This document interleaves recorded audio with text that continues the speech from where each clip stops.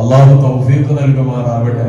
ബദരീങ്ങളുടെ മജ്ലിസില് നമ്മൾ ഇതേപോലെ നേർച്ചയാക്കുന്നത്, കാശ് കൊടുക്കുന്നത്, എത്രത്തോളം പത്തിരി വരെ കൊടുക്കുന്നത്, അതൊക്കെ ബദരീങ്ങളുടെ മഹത്വം മുഖേന ബദരീങ്ങളെ പൊരുത്തവും നമുക്ക് കിട്ടണം, അള്ളാന്റെ പൊരുത്തവും കിട്ടണം. അത് മഹാത്മാക്കളൊക്കെ ആഗ്രഹിച്ചതാണ്. ബദരീങ്ങളെ പൊരുത്തം ഒരാൾ ആഗ്രഹിച്ചു എന്നതുകൊണ്ട് ബദരീങ്ങള് പടച്ചോനാവൂല, ബദരീങ്ങളെ പടച്ചോനാക്കലും ആവൂല. അതുകൊണ്ട് തന്നെ അത് ശിർക്ക് പെടൂല എന്ന് ചുരുക്കം. ആ ബേജാറിലെ കുറെ ആൾക്കാർ ശിർക്ക് പെട്ടുവോ എന്നുള്ള പേടിയാണ്. അല്ലെങ്കിൽ അതില് വലിയ കൂത്താട്ടങ്ങൾ ചെയ്താൽ ഒന്നും പ്രശ്നമില്ല. ഇതിങ്ങനെ ഒരു മൗലൂദ് ചൊല്ലിയാല്, അല്ലെങ്കിൽ ആ ഒരു പത്തിരി തിന്നാൽ, ആ ഇറച്ചിപ്പൽ എന്നിങ്ങനെ മണത്ത് നോക്കിയാല് അത് ശിർക്കാവോ എന്നുള്ള ബേജാറ്. അങ്ങനൊന്നും വേണ്ട. അള്ളാഹു നമുക്ക് ഈമാനും തഖ്വയും ഏറ്റി തരുമാറാവട്ടെ. ബദർ ഏതൊരു മുഅ്മിനും അറിയുന്ന ഒരു പേരാണ്. ബദർ എന്ന് പറഞ്ഞാൽ അതിന്റെ വാക്കർത്ഥം പൂർണ്ണ ചന്ദ്രന്, 14-ാം രാവിന്റെ അന്നത്തെ ചന്ദ്രനെ കുറിച്ച് അറബിയിൽ പറയാ ബദർ. അപ്പൊ ചിലർക്ക് പേരുണ്ടാവും ബദറുദ്ദീൻ, അഥവാ ദീനിന്റെ പൂർണ്ണ ചന്ദ്രനാണ്. ഏതായാലും ഒരു കാര്യം നമ്മൾ മനസ്സിലാക്കേണ്ടത്, ബദരീങ്ങളുടെ മഹത്വം അത് പറഞ്ഞാലും എഴുതിയാലും തീരാത്ത ഒരു അധ്യായമാണ്. മദീനയിൽ നിന്ന് ഒരു 150 കിലോമീറ്റർ, 150 ചില്ലാനം കിലോമീറ്റർ ദൂരമുള്ള ഒരു സ്ഥലമാണ് ബദർ. ആ സ്ഥലത്തിന് ബദർ എന്ന പേര് വരാൻ പല കാരണങ്ങളും കിതാബുകളിൽ പറയുന്നുണ്ട്. ഒന്ന്, ആ സ്ഥലത്ത് വലിയൊരു കിണറുണ്ടായിരുന്നു. ഇബ്നു ഹജർ റളിയല്ലാഹു അൻഹു പറയുന്ന അങ്ങനെ, വലിയൊരു കിണർ, നല്ല റൗണ്ടിൽ, അഥവാ 14-ാം രാവിന്റെ അന്നത്തെ അമ്പിളിമാമന്റെ മാതിരിയുള്ള ഒരു കിണർ. ആ സമയത്ത് ബദർ ഉദിക്കുമ്പോ, 14-ാം രാവിന്റെ അന്നത്തെ ചന്ദ്രൻ ഉദിക്കുമ്പോ ആകാശത്ത് ഈ ചന്ദ്രനെ കാണുന്നത് പോലെ ഈ കിണറ്റിലും ഈ ചന്ദ്രൻ ഇങ്ങനെ നല്ല ഉഷാറായിട്ട് കണ്ടതുകൊണ്ടാണ് ആ നാടിന് അങ്ങനെ ബദർ എന്ന് പേര് വന്നത് എന്നൊരു അഭിപ്രായം. അല്ല, ആ നാട്ടില് പഴയൊരു കാരണവരുണ്ടായിരുന്നു. ആ കാരണവരുടെ പേര് ബദർ എന്നാണ്. ആ പേരാണ് പിന്നെ നാടിന് വന്നത്. എത്രയുണ്ടല്ലോ, നമ്മളൊക്കെ റഹ്മാൻ നഗർ എന്നൊക്കെ പറഞ്ഞാൽ CK നഗർ, പ്രധാനപ്പെട്ട നാടുകൾക്കൊക്കെ അങ്ങനെ പേരുകൾ വരും. അപ്പോ ഞാൻ പറഞ്ഞു വന്നത്, അങ്ങനെ ഒരു കാരണവരുടെ പേരുമായി ബന്ധപ്പെട്ടിട്ടാണ് ആ നാടിന് ആ പേര് വന്നത് എന്നും അഭിപ്രായമുണ്ട്. ഏതായാലും ആ രാജ്യം ഇന്ന് ലോകത്ത് അറിയപ്പെടുന്ന ഒരു രാജ്യം. മോമിനീങ്ങൾക്ക് എന്തായാലും ബദർ എന്ന് കേൾക്കുമ്പോ ഒരു പ്രത്യേക സന്തോഷവും ആവേശം. കുറച്ചുകൾ മുന്നിലേക്ക് വരുന്നോളൂ. ഇനി വരുന്നവർക്ക് സ്ഥലമില്ല എന്ന് കരുതി ഒരാളെ പുറത്ത് ഇങ്ങനെ കുറച്ച് കയറിക്കോളൂ, ഇത് കയറിക്കോളൂ. അപ്പൊ എല്ലാവരും നല്ല റാഹത്തായിട്ട് നല്ല നിലക്ക് നിയ്യത്ത് നന്നാക്കി മജ്‌ലിസിലേക്ക് അല്ലാഹു ഖബൂലാക്കുമാറാവട്ടെ. അപ്പോ ആ ഒരു സ്ഥലം എന്തുകൊണ്ട് ഇത്രത്തോളം അറിയപ്പെട്ടു? ഹിജറ വർഷം 2 നടന്ന ഒരു പോരാട്ടം. ആ പോരാട്ടവുമായി ബന്ധപ്പെട്ട് എത്രയോ കാലം കഴിഞ്ഞിട്ട് ഇപ്പോഴും ആ പോരാട്ടത്തിൽ പങ്കെടുത്ത മഹാത്മാക്കളായ സ്വഹാബാക്കളെ പറയപ്പെട്ടുകൊണ്ടേയിരിക്കുകയാണ്. അവരെ പറച്ചില് തീരൂല. ഇനി ഖിയാമത്ത് നാൾ വരെ പറയും. ഖിയാമത്ത് നാളൊക്കെ കഴിഞ്ഞ് മഹ്ശറിൽ ഇൻഷാ അല്ലാഹ് നമ്മളെല്ലാരും കൂടെ ചെല്ലുമ്പോ ബദരീങ്ങൾ ഉണ്ടാവും സ്വർഗത്തിൽ ഇങ്ങനെ പാറണം. ബദരീങ്ങൾ പറഞ്ഞാൽ ഒരാളല്ല, എത്ര ആളാ പറഞ്ഞോളി. ചിലപ്പോ തെറ്റും ചിലപ്പോ ശരിയാവും. 313 വിലപ്പെട്ട അഭിപ്രായം അനുസരിച്ച് 12 ആണെന്നും 15 ആണെന്നും 16 ആണെന്നും 365 ആണെന്നും ഒക്കെ അഭിപ്രായമുണ്ട്. ചരിത്രങ്ങളാകുമ്പോൾ പല റിപ്പോർട്ടും ഉണ്ടാകും. വിലപ്പെട്ട അഭിപ്രായം അനുസരിച്ച് 313 അവര് സ്വർഗത്തിലേക്ക് ഇങ്ങനെ പാറും. അപ്പൊ ദുനിയാവിലും ആഖിറത്തിലും അവര് ഒന്നാം സ്ഥാനത്താണ്. എന്തുകൊണ്ട് അവര് ഒന്നാം സ്ഥാനത്തായി? അവര് നമുക്ക് വേണ്ടി ജീവിച്ചു. ഇന്നിപ്പോ നമ്മക്ക് ബദരീങ്ങളെ ആണ്ട് നടത്താനാവും. ഓലന്നവിടെ ഷഹീദായതുകൊണ്ട് യുദ്ധം ചെയ്തുകൊണ്ട് നമുക്ക് ആണ്ട് നടത്താനായി? അല്ല, ഓലന്ന് അവിടെ പോരാടി ജയിച്ചിട്ടില്ല എങ്കിൽ നമ്മളില്ല എന്ന് പറഞ്ഞാൽ ഒരു പക്ഷെ നമ്മൾ മനുഷ്യന്മാരായിട്ട് ദുനിയാവിലുണ്ടാവും. ഈ കോലത്തിലെ പള്ളിക്ക് കയറി കുത്തർന്ന് ചെല്ലി പറഞ്ഞ ഇബാദത്തെടുക്കുന്ന മോമിനികളായിട്ട് ഉണ്ടാവൂല. അതിന്റെ വക പറയല്ല. ബദറിലേക്ക് മുത്തുനബി സല്ലല്ലാഹു അലൈഹി വസല്ലം തങ്ങള് സ്വഹാബാക്കളെയും കൂട്ടി അങ്ങോട്ട് ചെന്നു. വിശാലമായ ചരിത്രമാണ്, വിശദീകരിക്കാനൊന്നും എന്തായാലും നേരമില്ല. അവിടെ ചെന്നപ്പോ മറുപക്ഷത്തേക്ക് ഇങ്ങനെ നോക്കിയപ്പോ അബൂജഹലിന്റെ നേതൃത്വത്തിലുള്ള ശത്രു സൈന്യം എല്ലാവിധ ഒരുക്കങ്ങളോടും കൂടെ നിൽക്കുമ്പോ അള്ളാന്റെ ഹബീബ് മനസ്സ് പൊട്ടിക്കൊണ്ട് അങ്ങോട്ട് പോയായിരുന്നു. അല്ലാഹുമ്മ ഇൻ തുഹ്ലക ഹാദിഹിൽ ഇസാബതു ലം തുഅബദ് ഫിൽ അർള്. പടച്ചോൻ എന്റെ ഒപ്പമുള്ള ഈ ചെറിയ ടീം, അൽ ഇസാബ എന്ന് പറഞ്ഞ ചെറു സംഘം, എന്റെ ഈ ചെറു സംഘം ഇവിടെ ഹലാക്കാക്കപ്പെടുകയാണെങ്കിൽ, നശിപ്പിക്കപ്പെടുകയാണെങ്കിൽ, ലം തുഅബദ് ഫിൽ അർള്, പിന്നെ ഭൂമിയിൽ നീ ആരാധിക്കപ്പെടൂല റബ്ബേ, എന്നെ ആരാധിക്കാൻ പിന്നെ ആളുണ്ടാവില്ല. അതോടുകൂടെ കഴിഞ്ഞില്ലേ?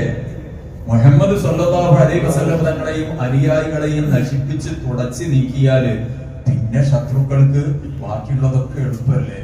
പിന്നെ മുഅ്മിനീങ്ങൾ പറഞ്ഞ ഒരു സംഭവം ഇവിടെ ഉണ്ടാവോ? അതാ ഞാൻ പറഞ്ഞത്. നമുക്ക് ജീവിക്കാൻ നിലമൊരുക്കി തന്നവരാണ്, അഡ്രസ് ഉണ്ടാക്കിയവരാണ് അഹ്ലു ബദർ റളിയല്ലാഹു അൻഹു. അതുകൊണ്ടാണ് അവരെ എപ്പോഴും പറഞ്ഞുകൊണ്ടിരിക്കുന്നത്.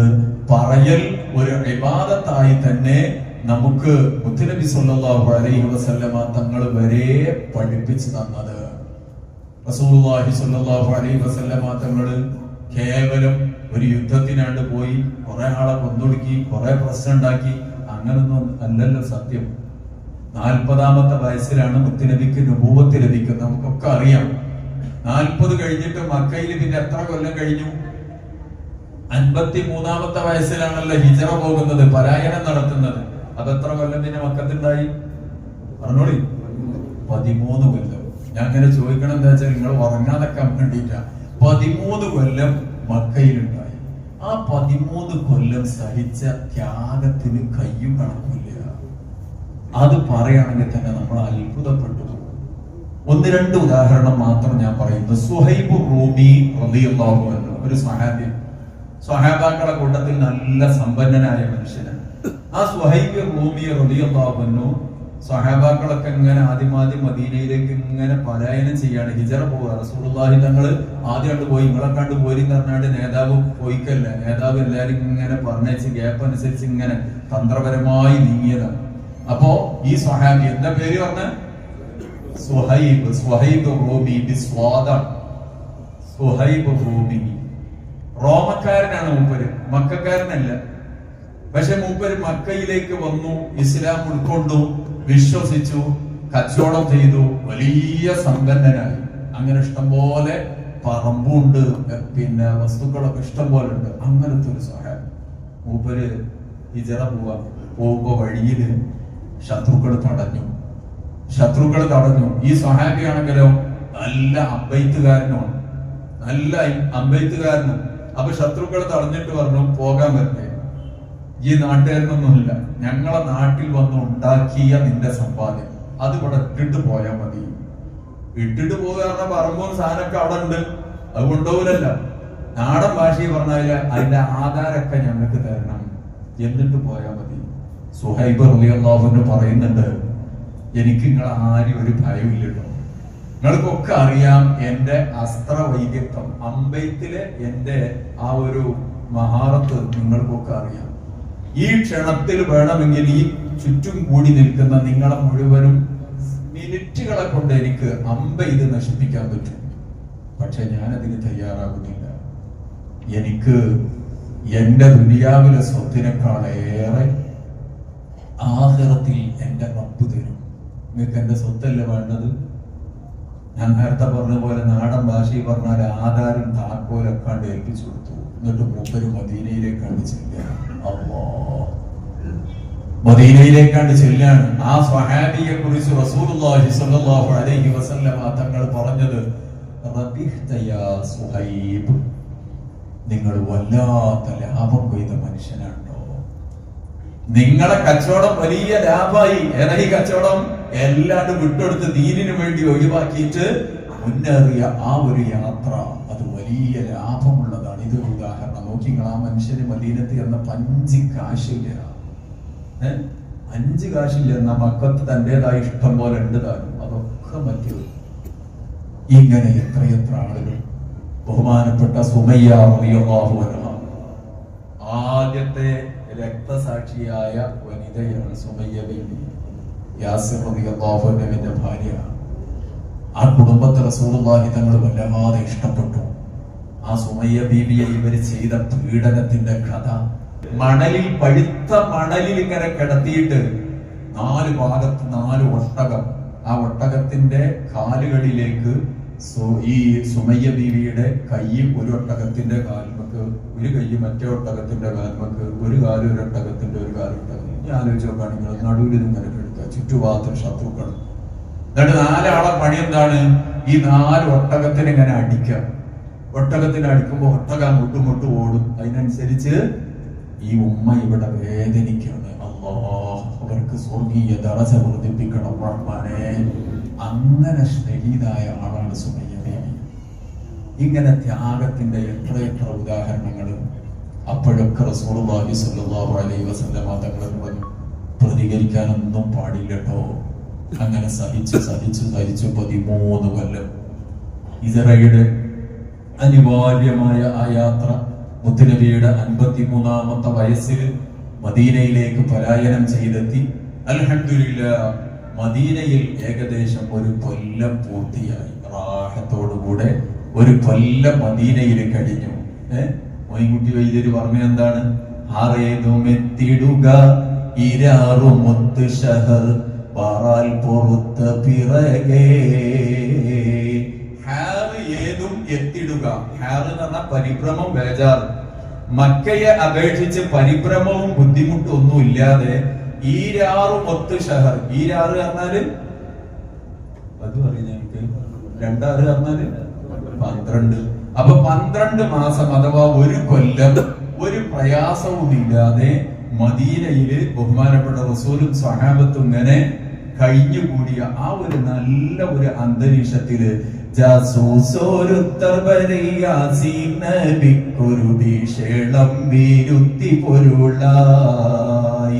ഒരു രഹസ്യ അന്വേഷകന് റസൂലുള്ളാഹിനോട് വന്നിട്ട് ഒരു മെസ്സേജ് കൊടുക്കാണ്. ആ മെസ്സേജിന്റെ ഉള്ളടക്കം എന്താണ്? നബിയെ, അബൂ സുഫിയാൻ എന്നവരുടെ നേതൃത്വത്തിൽ വലിയൊരു കച്ചവടം സംഘം മക്കയിൽ നിന്ന് ഷാമിലേക്ക് പോകുന്നുണ്ട്.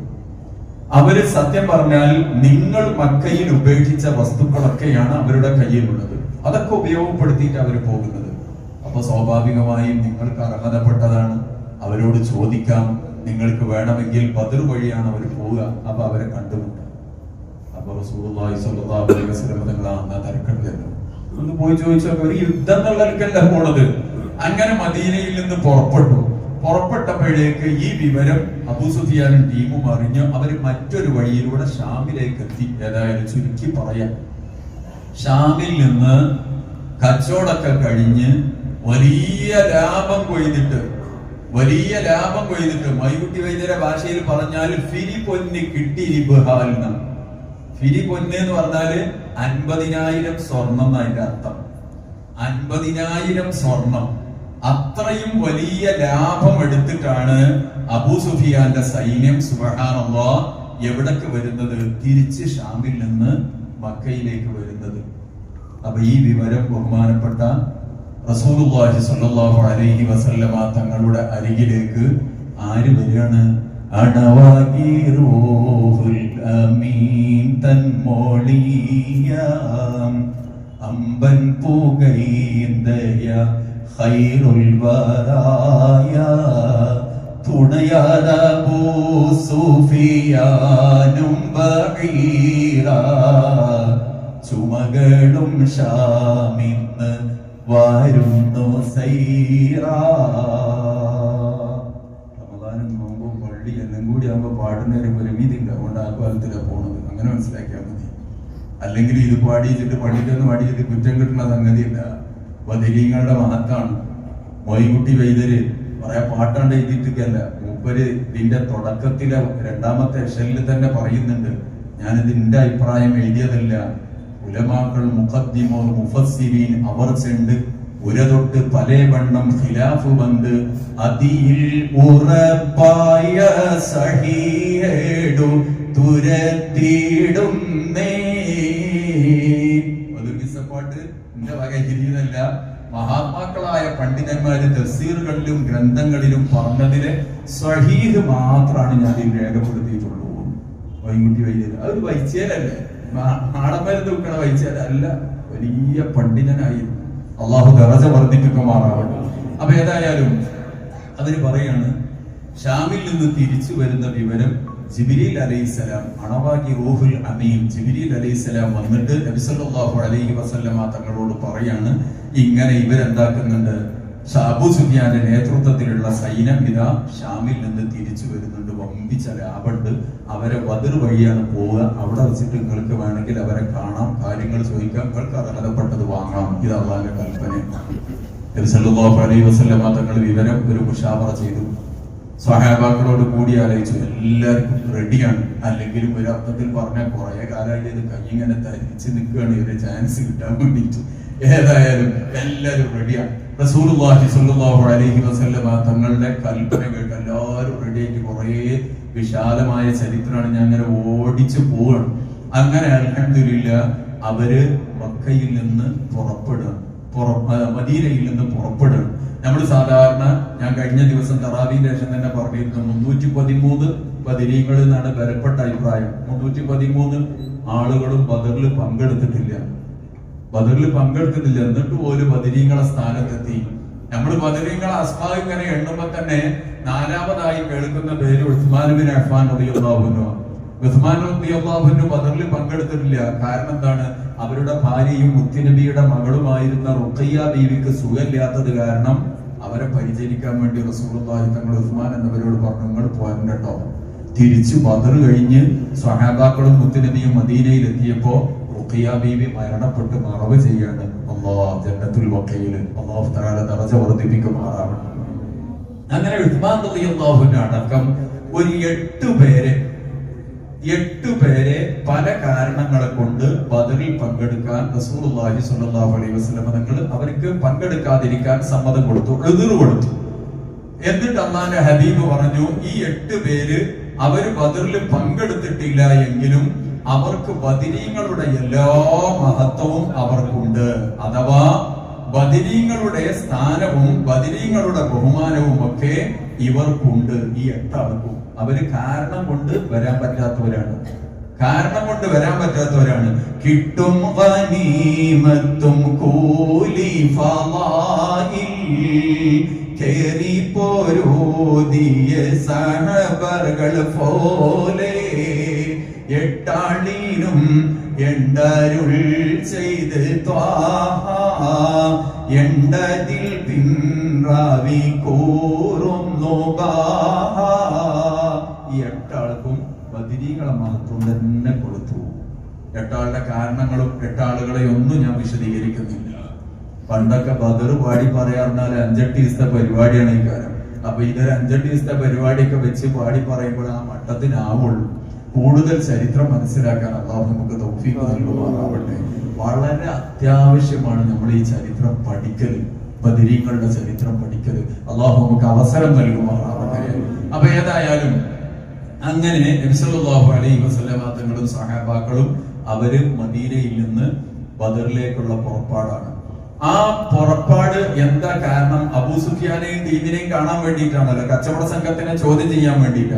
അവർ ഈ വിഷയം മണത്തറിഞ്ഞിട്ട് അബൂ സുഫിയാൻ എന്ത് ചെയ്തു? ലംലമിൽ ഗിഫാരി എന്ന് പറയുന്ന കൂടെയുള്ള ഒരാളെ മക്കയിലേക്ക് പറഞ്ഞയച്ചിട്ട് അവിടെ ചെന്നിട്ട് മക്കക്കാരുടെ ഇടയിലൊന്ന് ഇറക്കണം, ഞങ്ങൾ ആകെ പ്രശ്നത്തിലാണ്, മുഹമ്മദും ആളുകളും ഞങ്ങളെ വഴിയിൽ തടഞ്ഞു വെച്ചു, അതുകൊണ്ട് നിങ്ങൾ എല്ലാവരും ഒരു യുദ്ധത്തിന് വേണ്ടി ഒരുങ്ങി തന്നെ വരണം, ഞങ്ങളെ രക്ഷപ്പെടുത്തണം എന്നൊരു വിവരം പോയി പറയാൻ വേണ്ടി പറഞ്ഞു. അയാൾക്ക് കൂലിയൊക്കെ കൊടുത്തു. ഇയാള് മക്കയിൽ എത്തുന്നതിന്റെ 3 ദിവസം മുമ്പ് റസൂലുള്ളാഹിന്റെ അമ്മായിയാകുന്ന ആതിക ബീവി ഒരു കിനാബ് കണ്ടിരുന്നു, ഒരു സ്വപ്നം കണ്ടിരുന്നു. ആ സ്വപ്നത്തിന്റെ ചുരുക്കം എന്താണ്?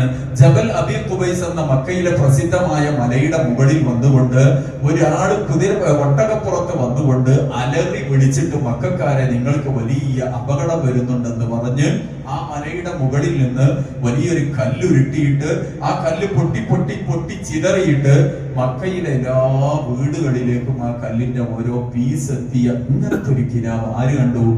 ആതിക ബീവി കണ്ടു.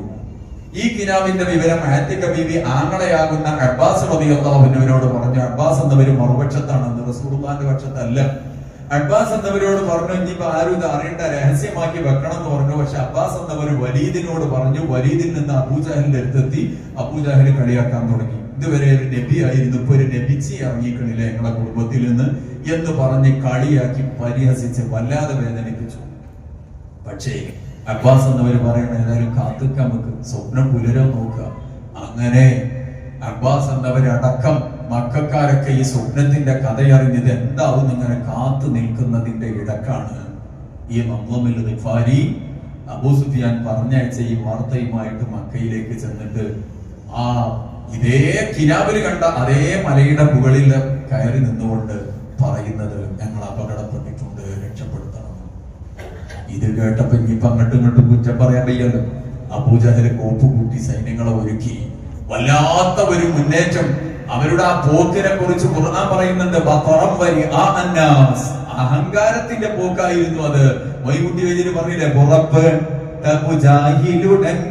പാടില്ല, അതൊക്കെ ആ ഭാഗമാണ്. വല്ലാതെ അഹങ്കരിച്ചുകൊണ്ട് ഏത് നിലക്ക് ആളുകളെ വഴിതെറ്റിക്കാൻ പറ്റും ആ നിലക്കുള്ള ഒരു പുറപ്പാട്.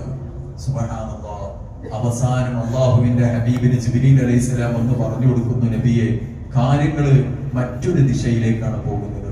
അബൂ സുഫിയാനും ടീമും കടൽക്കരയിലൂടെ മക്കയിലേക്ക് എത്തിയിട്ടുണ്ട്. പക്ഷെ അബൂജഹൽ നിങ്ങളെ നശിപ്പിക്കാൻ വേണ്ടി വരുന്നുണ്ട്. അതുകൊണ്ട് പടച്ചോന്റെ തീരുമാനം രണ്ടാകത്ത് നിങ്ങൾക്ക് കിട്ടുന്നു.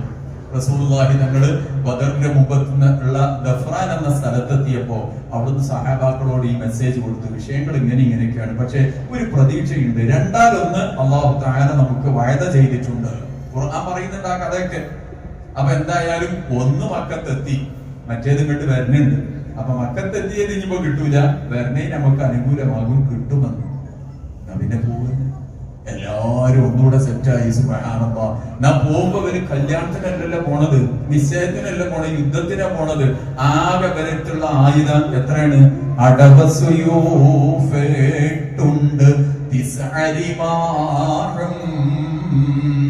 വാളായിട്ട് ആകെ സഹാബാക്കളെ കയ്യിലുള്ളത് 8 എണ്ണം. 300 ചില്ലാൻ ആൾക്ക് 8 വാള്. കുന്തം അല്ലെങ്കിൽ ചവള അത് 9 എണ്ണം. ഇങ്ങനെ കുറഞ്ഞ ആയുധങ്ങളുമായിട്ട് അവര് പോണത്. പക്ഷെ കൽബിൽ എന്തുണ്ട്? ഏറ്റവും വലിയ ആയുധമാകുന്ന ഈമാനുണ്ട്. നമുക്കില്ലാതെ പോയതും അതാണ്. അല്ലാഹ് പറഞ്ഞു, നിങ്ങൾക്ക് ഈമാൻ ഉണ്ട് എന്നുണ്ടെങ്കിൽ നിങ്ങളെ അതിജയിക്കാൻ ഒരാൾക്കും കഴിയൂല. അള്ളാഹു നമുക്ക് ഈമാനും തഖ്വയും ഏറ്റി തരുമാറാവട്ടെ. അങ്ങനെ ഏതായാലും പോയി വഴിയിലൊക്കെ കുറെ സംഭവങ്ങൾ ഉണ്ടായിട്ടുണ്ട്. ബദറിലാണ്ട് എത്തുക നമ്മള്, അല്ല ഞാൻ ഇവിടെ തീർക്കാനും പറ്റില്ല. ബദറിലാണ്ട് എത്തുക. വഴിയിൽ കുറെ അത്ഭുതകരമായ സംഭവങ്ങളൊക്കെ ഉണ്ടായിട്ടുണ്ട്. ഞാൻ നേരത്തെ പറഞ്ഞ പോലെ കൂടുതൽ പഠിക്കാൻ അല്ലാഹു നമുക്ക് അവസരം നൽകുമാറാവട്ടെ.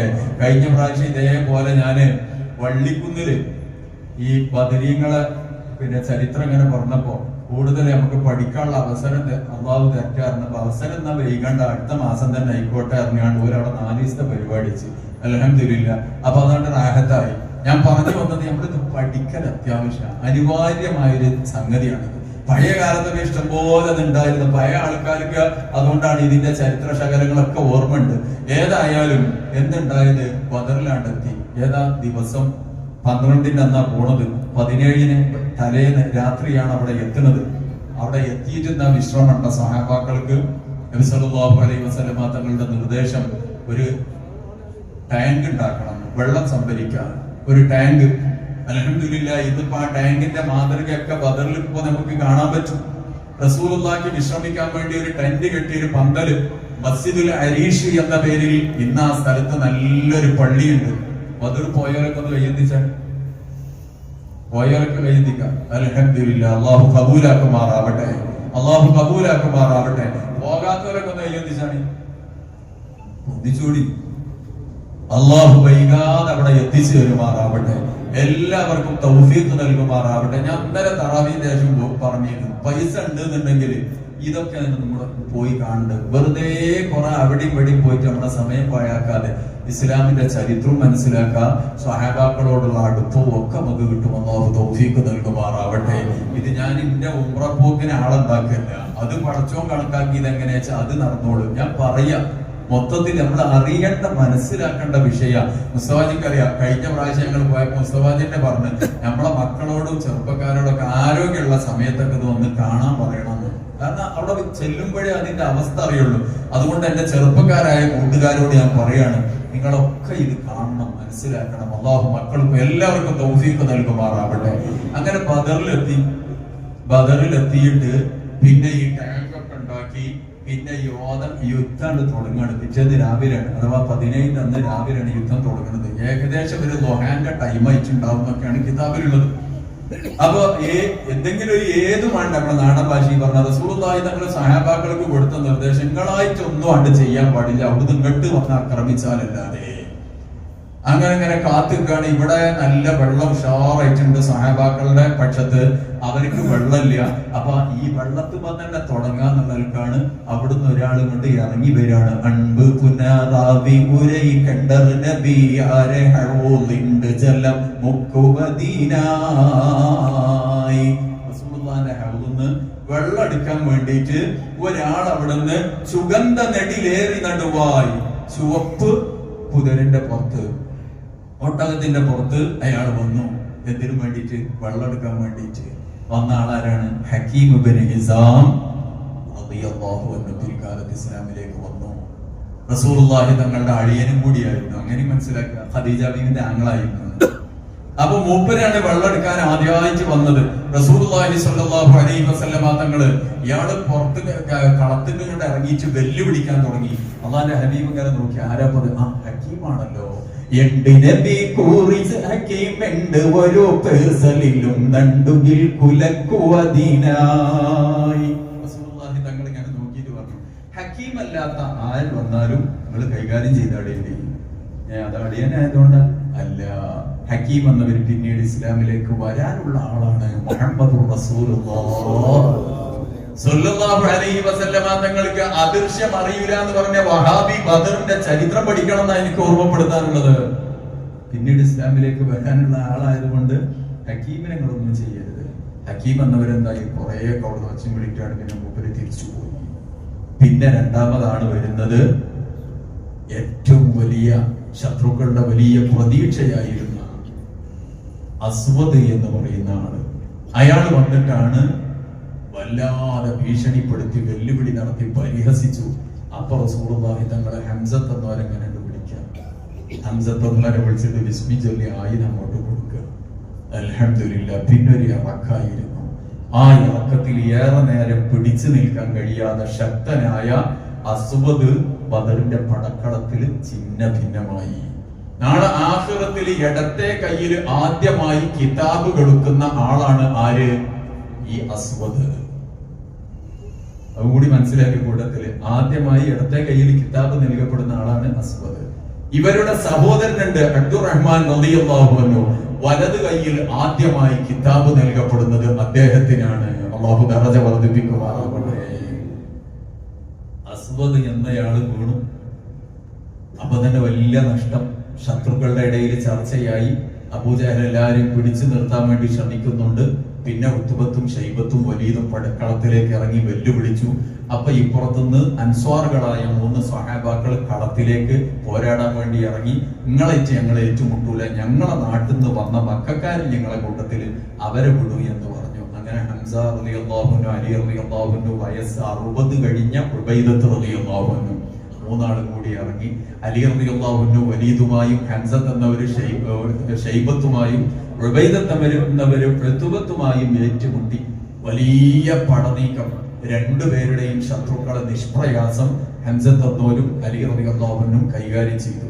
ഉബൈദത്ത് എന്നവർക്ക് പിടിച്ചു നിൽക്കാൻ വളരെയേറെ സാഹസപ്പെടേണ്ടി വന്നു. ഉത്തുബത്തിന്റെ ഒരു വെട്ട്, ആ വെട്ട് കാലിന്റെ തുടക്കേറ്റുകൊണ്ട് തുടയുടെ ഭാഗം ഒടിഞ്ഞ് രക്തം ചിന്താൻ തുടങ്ങി. ഉബൈദത്ത് എന്നവർക്ക് പിടിച്ചു നിൽക്കാൻ കഴിയാതെ ഭൂമിയിലേക്ക് മറിഞ്ഞു വീഴുമ്പോഴേക്ക് ഹംസ റളിയല്ലാഹു അൻഹു വലിയാര് തങ്ങളും ഓടിയെടുത്തിട്ട് അദ്ദേഹത്തിന്റെ ശത്രുവാകുന്ന ഉത്തുബത്തിനെ വെട്ടി വീഴ്ത്തിയിട്ട് പേരും അതീക്ഷണത്തിൽ പോകുകയും തിരുമുമ്പത്തി താങ്ങിയെടുത്തു ഉബൈദത്ത് എന്നവര്. എന്നിട്ട് റസൂലുള്ളാഹിന്റെ മുമ്പിലേക്ക് അരീശിലേക്ക് അടുത്തു. അല്ലാഹ് ആ പോകുന്ന വഴി മുഴുവനും രക്തമൊഴുകിക്കൊണ്ടേയിരുന്നു. റസൂലുള്ളാഹി തങ്ങളുടെ മുമ്പിൽ അവിടെ കിടത്തിയപ്പോ ഉബൈദ തങ്ങൾ കണ്ണിങ്ങനെ നിറഞ്ഞിട്ട് ചോദിക്കുകയാണ്, അല്ലാഹുവിന്റെ ഹബീബേ, പടക്കളത്തിൽ നിന്ന് പരിക്ക് പറ്റി പുറന്തള്ളപ്പെട്ട എനിക്ക് ഈ മുറിവ് കാരണം മരണം സംഭവിക്കുകയാണെങ്കിൽ ഞാൻ ഷഹീദാകുമോ? പൊൻചമ്പക പൂച്ചുണ്ടനക്കി ഉമ്മീ പേശിയൂരത്താര തബന അമ്മീ. എളാപ്പാന്റെ മോനാ റസൂലുള്ളാഹി സ്വല്ലല്ലാഹു അലൈഹി വസല്ലം തങ്ങളായിട്ട് ഏട്ടനഞ്ചൻ എന്ന് പറഞ്ഞ മാതിരിയാണ് ഉബൈദത്തുന്നവരും മുത്തനബിയും. അപ്പൊ പറയാണ്, യബ്ന അമ്മി, എന്റെ എളാപ്പാൻ, എന്റെ ഉപ്പാന്റെ സഹോദരന്റെ മകനെ, ചെഞ്ചൽ ഫളലുറ്റ ഷഹീദാകും നീ. ഈ മുറിവ് കാരണം നിങ്ങൾ മരണപ്പെട്ടാൽ നിങ്ങൾ ഷഹീദ് തന്നെയാണ്. അദ്ദേഹം പിന്നെ ആ മുറിവ് കാരണം തിരിച്ചു വരുമ്പോ സഫ്രാ എന്ന് പറയുന്ന സ്ഥലത്ത് വെച്ച് മരണപ്പെട്ടു. അള്ളാഹു ദറജ വർദ്ധിപ്പിക്കുമാറാവട്ടെ. അവരടക്കം 14 ശുഹദാക്കളാണ് ബദറിലുള്ളത്. ഏതായാലും പിന്നീട് അങ്ങോട്ട് പൊരിഞ്ഞ പോരാട്ടമായിരുന്നു. ആ പോരാട്ടത്തിനിടക്കാണ് അബൂജഹലിനെ കഥ കഴിച്ചത്. അബ്ദുറഹ്മാൻ ബിൻ ഔഫ് റളിയല്ലാഹു അൻഹു പറയുന്നുണ്ട്, ഞാനിങ്ങനെ യുദ്ധമുഖത്ത് സജീവമായി നിൽക്കും, എന്റെ വലത്തും ഇടത്തും ചെറുപ്പക്കാർ 2 ആള് വന്നിട്ട് ചോദിച്ചു, അറബിയാണ് ഒരു പിടിയാണല്ലത്, അല്ല കാരണോലെ അതിന് അബൂജഹൽ, എവിടെ അബൂജഹൽ? ഇവര് മദീനക്കാരാണ്, ഇവർക്ക് അബൂജഹലിനെ അറിയില്ല. അപ്പൊ അബ്ദുറഹ്മാൻ ബിൻ ഔഫ് തങ്ങൾ പറയാം, ഞാൻ അങ്ങനെ നോക്കിയപ്പോ അബൂജഹലിനെ ചോദിക്കാൻ പറ്റിയ കോലത്തിലൊന്നും അല്ലത്, ചെറുപ്പക്കാരാണല്ലോ. എന്നാലും ഞാൻ ചോദിച്ചു, എന്തേ? അല്ല, മൂപ്പര് റസൂലുള്ളാഹിനെ വല്ലാതെ ഇടങ്ങാറാക്കിയ ആളാണെന്ന് കേട്ടിട്ടുണ്ട്, ഞങ്ങൾക്കൊന്ന് കാണിച്ചു തന്നാൽ മതി, ബാക്കി ഞങ്ങൾ ഏറ്റു. അബ്ദുറഹ്മാൻ ബിൻ ഔഫ് ആ തിരക്കിന്റെ ഇടയിൽ ഇങ്ങനെ അബൂജഹലിനെ ചൂണ്ടിക്കാണിച്ചു കൊടുത്തത് ആ പോണ മനുഷ്യന്. ഇവര് പിന്നെ ഒറ്റ കുതിപ്പായിരുന്നു. 2 പേരും ചെന്നിട്ടാണ് അബൂജഹലിനെ നിലത്ത് വീഴ്ത്തിയത്, കൊന്നിട്ടില്ല, വെട്ടി തള്ളിയിട്ടത് ഈ 2 ആളുമായിരുന്നു. പിന്നെ കഥ കഴിച്ചത് കഴുത്തറുത്തെടുത്ത് അബ്ദുല്ലാഹി ഇബ്നു മസ്ഊദ് റളിയല്ലാഹു അൻഹു ആയിരുന്നു. ഏതായാലും ആ അറുക്കപ്പെട്ട ശിരസ് മുത്തുനബിയുടെ മുമ്പിലേക്ക് ഇങ്ങനെ കൊണ്ടുവന്ന് ഇബ്നു മസ്ഊദ് റളിയല്ലാഹു അൻഹു സമർപ്പിച്ചപ്പോൾ അല്ലാഹുവിന്റെ ഹബീബ് കണ്ണ് നിറഞ്ഞു, സന്തോഷത്തിന്റെ കണ്ണ് നിറഞ്ഞു. റസൂലുള്ളാഹി തങ്ങൾ അന്നാ പറഞ്ഞത്, ഫിർഔനു ഹാദിഹിൽ ഉമ്മ, ഈ ഉമ്മത്തിന്റെ ഫിർഔനാണ് ഇവന്. ആര്? അബൂജഹൽ. അബൂജഹൽ അടക്കം 70 ആളുകൾ നശിച്ചുപോയി. 70 പേരെ അറസ്റ്റ് ചെയ്യപ്പെടുകയും ചെയ്തു. അറസ്റ്റ് ചെയ്യപ്പെട്ട കൂട്ടത്തില് നേരത്തെ നമ്മൾ പറഞ്ഞ റസൂലുള്ളാഹിന്റെ എളാപ്പയാകുന്ന അബ്ബാസ് റളിയല്ലാഹു അൻഹു ഉണ്ടായിരുന്നു. അപ്പോൾ അബ്ബാസ് റളിയല്ലാഹു അൻഹുവിനോട് പറഞ്ഞത്, മോചിപ്പിക്കണം എന്നുണ്ടെങ്കിൽ പണം അടക്കണം. അബ്ബാസ് എന്നവര് ചോദിച്ചു, പണം അടക്ക്? ഞാനോ? എന്താ മുഹമ്മദ് ജി പറഞ്ഞു, ഖുറൈശികളോട് ഞാൻ ഈ പിച്ച തണ്ടണമെന്നാണോ പറഞ്ഞത്? അള്ളാന്റെ ഹബീബ് നെഞ്ഞത്ത് ഇങ്ങനെ കൈവച്ചുകൊണ്ട്, എളാപ്പാ, ബദറിലേക്ക് പോരുന്ന നേരത്ത് എളാമാന്റെ കയ്യിൽ കുറച്ച് കാശ് കൊടുത്തില്ലേ? ഞാൻ യുദ്ധത്തിനാ പോണത്, എന്തെങ്കിലും സംഭവിച്ചാൽ നിങ്ങൾക്ക് ജീവിക്കാനുള്ള വകയാണെന്ന് പറഞ്ഞ അവിടെ കൊടുത്തേൽപ്പിച്ച പൈസ ഉണ്ടല്ലോ, അതെടുത്ത് കണ്ട് ഇവിടെ അടച്ചാൽ നിങ്ങൾക്ക് രക്ഷപ്പെടാം. അബ്ബാസ് എന്നവരുടെ കണ്ണുകൾ വിടർന്നു.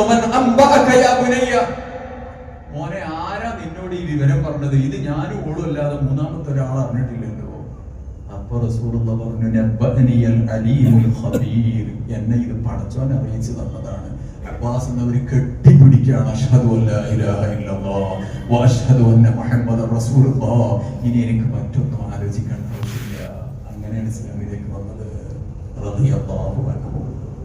ഏതായാലും വലിയൊരു പോരാട്ടം. ആ പോരാട്ടത്തിൽ ഇസ്ലാമിന് വമ്പിച്ച വിജയം. ആ വിജയം ഉണ്ടായപ്പോഴും എന്തായാലും ചെറിയ തകർച്ച ഉണ്ടാവുമല്ലോ. ആ തകർച്ചയിൽപ്പെട്ടതാണ് 13 സ്വഹാബാക്കളുടെ ഷഹാദത്ത്, രക്തസാക്ഷിത്വം. അല്ലാഹു അവരുടെ ദർജ വർദ്ധിപ്പിക്കുമാറാവട്ടെ. ഇന്നും ബദറിൽ ചെന്നാൽ നമുക്ക് അവിടെ ആ ബോർഡിൽ ഇങ്ങനെ 14 ശുഹദാക്കളുടെ പേര് നമുക്ക് കാണാൻ പറ്റും. മലക്കുകളുടെ സഹായം 1000, പിന്നെ 3000, പിന്നെ 5000-ഓളം മലക്കുകൾ ഇറങ്ങിയിട്ട് ബദറിൽ വലിയ സഹായം കിട്ടിയിട്ടുണ്ട്. ആ മല ജബലുൽ മലായിക എന്ന പേരിൽ പ്രസിദ്ധമാണ്. നമുക്ക് ഇപ്പോഴും പോയാൽ കാണാൻ പറ്റും. അല്ലാഹു തആല ഇതിനൊക്കെ നേതൃത്വം നൽകി ഈ ഉമ്മത്തിന് രക്ഷകരായി മാറിയ അസ്വഹാബു ബദറിന്റെ ദറജ വർദ്ധിപ്പിക്കുമാറാവട്ടെ. ഇൻഷാഅല്ലാഹ് നമുക്ക് അസ്മാഉൽ ബദർ ചൊല്ലാം. അസ്മാഉൽ ബദർ ചൊല്ലുമ്പോൾ എല്ലാവരും റളിയല്ലാഹു അൻഹു ഇങ്ങനെ ചൊല്ലുക. എന്നിട്ട് അതിനുശേഷം ആ ബൈത്ത് ചൊല്ലിയിട്ട് ദുആ ചെയ്യാം. അല്ലാഹു മജ്ലിസ് പോരായ്മകളൊക്കെ പരിഹരിച്ച് സ്വീകരിക്കുമാറാവട്ടെ. നമ്മളെ ഈ മജ്ലിസിനോട് സഹകരിച്ച ഉമ്മമാര് കുറേ വീടുകളിൽ നിന്ന് പ്രത്യേകം ദ്വാരക്കാൻ വേണ്ടി അറിയിച്ചവരൊക്കെ ഉണ്ട്. എല്ലാവർക്കും അല്ലാഹു ഖൈറും ബറക്കത്തും പ്രദാനം ചെയ്യുമാറാവട്ടെ. എല്ലാ ഉദ്ദേശങ്ങളും അല്ലാഹു സാധിപ്പിക്കട്ടെ. ഒരു എഴുത്ത് നേരത്തെ ഞാൻ വായിച്ചു, ഭർത്താവിന് 10 ലക്ഷത്തിലധികം കടമുണ്ട്, പ്രത്യേകം മജ്‌ലിസിൽ വെച്ച് ദ്വാരക്കണം എന്ന് പറഞ്ഞു. അല്ലാഹുവേ, നീ ആ കടങ്ങളെ വീട്ടി കൊടുക്കണം റഹ്മാനെ. കടം വീട്ടാനുള്ള മാർഗം എളുപ്പമാക്കണം റഹ്മാനെ. ആ കുടുംബത്തിന് നല്ല സന്തോഷവും സമാധാനവും ബറക്കത്തും ചെയ്യണം റഹ്മാനെ. മർഹൂം ഇല്ലിക്കൽ അബുഹാജിയുടെ പേരിൽ ദുആ ചെയ്യാനും ഭാര്യയുടെ അസുഖങ്ങൾ ഭേദമാകാനും ദുആ ചെയ്യാനായി 1000 രൂപ സംഭാവന അല്ലാഹുവേ, ആ സ്വതക്ക നീ സ്വീകരിക്കണം റഹ്മാനെ. മരിച്ചുപോയ ആ ഭർത്താവിന്റെ ആത്മാവിലേക്ക് അതിന്റെ മിഥില് സവാബ് എത്തിച്ച് ആ ഉമ്മക്ക് എല്ലാ നിലക്കുള്ള ശാരീരിക സുഖവും നൽകണം റഹ്മാനെ. ഞങ്ങളിൽ നിന്ന് മരിച്ചു പിരിഞ്ഞവരിലേക്കൊക്കെ ഇതിന്റെ മിഥില് സവാബ് എത്തിക്കണം അല്ലാഹു സ്വീകരിക്കുമാറാവട്ടെ. ആമീൻ ബിറഹ്മതിക യാ അർഹമർ റഹീമീൻ.